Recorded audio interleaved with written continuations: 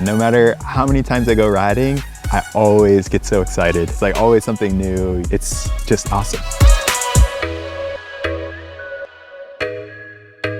Hey, I'm Eliot Jackson. I'm a professional mountain bike rider, and I'm going to show you how we go trail riding. The first step when we wake up is we need coffee.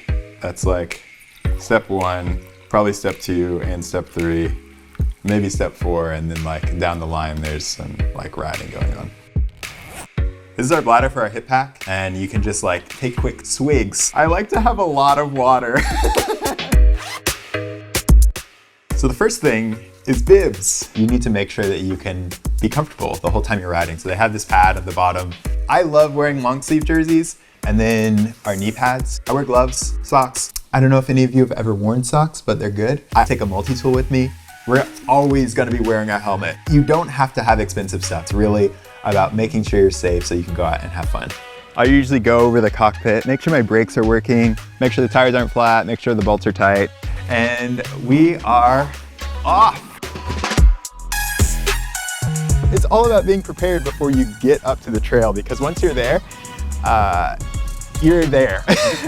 So yeah, being in the parking lot, bouncing around a little bit, just making sure your bike's working good, tires are aired up. 30 PSI is really safe. If you're a little bit lighter rider, you can go down in between that 25 and 30 range. Don't overthink it. It's really just about making sure your tires are aired up so you're not gonna get a flat. I can't stress enough that I always want to text people when I get to the trails to let people know where I'm at. It's really important just to make sure you don't get lost or stuck, or if you do crash, that somebody knows where you're at. Safety is key. I got into mountain biking 15 years ago. Something I learned way too late was trail etiquette.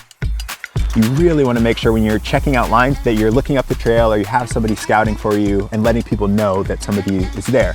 Just be courteous. One of the things I love most about mountain biking is using creativity to pick lines. So here we have a section where you have smooth stuff, rocky stuff, and I'm going to show you a couple different ways you can go through it, from kind of beginner all the way to advanced. For the beginner, I'm really trying to find the smoothest lines possible. Tires aren't sliding, and I can let off the brakes, cruise on down. This intermediate one, I'm gonna hop over this rock. Maybe take a little bit more speed, find a couple little hops, let my bike work. Here's the advance. We're gonna hop, float, and just have fun with it. Easy as 1, 2, 3, sure.